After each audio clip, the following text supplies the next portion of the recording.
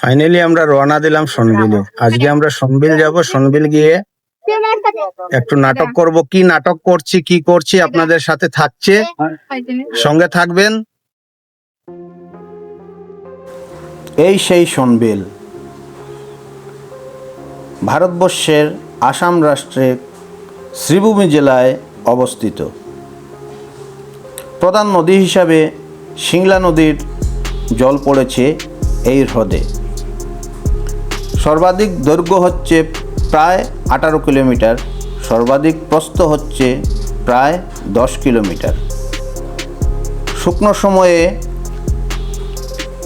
4388 hectare থাকে এবং জলের সময়ে 9800 হেক্টর বেষ্টিত থাকে। গড় গভীরতা 1.5 মিটার, সর্বাধিক গভীরতা 4.5 মিটার।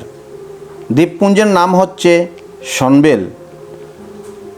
জনবসতি করিমগঞ্জ এলাকা, মানে বর্তমান শ্রীভূমি। সনবিল হচ্ছে এশিয়ার দ্বিতীয় বৃহত্তম জলাভূমি। এই হ্রদটির বিশেষত্ব হলো শীতকালে এটি একটি সম্পূর্ণ কৃষি জমিতে পরিণত হয়, বড় ধান চাষ হয়। শীতকালের পর মার্চ মাস থেকে ধীরে ধীরে কৃষি জমি জলে ভরে যায় এবং আবার হ্রদে পরিণত হয়। গভীরতা কম হওয়ার কারণে হ্রদটি বর্ষাকালে প্লাবিত হয় এবং কাকড়া ও কুশিয়ারা নদীর মধ্য দিয়ে বাংলাদেশে প্রবাহিত হয়। হ্রদটি পূর্ব ও পশ্চিম উভয় দিকে পাহাড়ে ঘেরা। সনবিল প্রবাহ নিগম পথ হল মণিপুরের উৎপন্ন সিংলা নদী।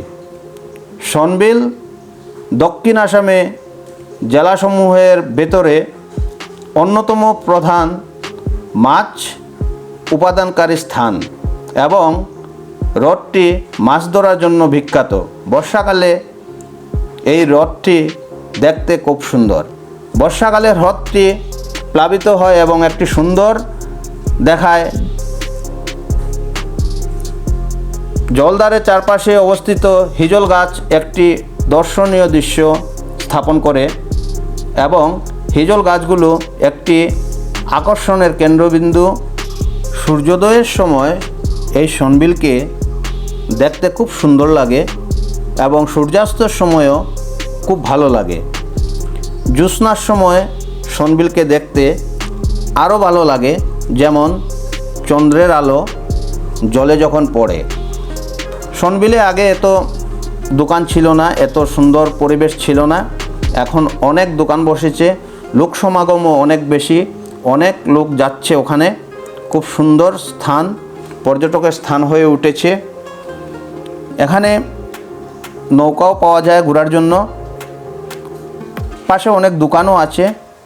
বাচ্চা এবং বয়স্কদের একটা আনন্দের স্থান হয়ে উঠেছে। খুব সুন্দর দৃশ্য, বর্ষাকালে দেখতে খুব ভালো লাগে।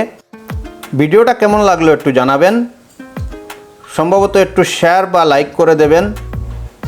পুরো ভিডিও দেখার জন্য ধন্যবাদ।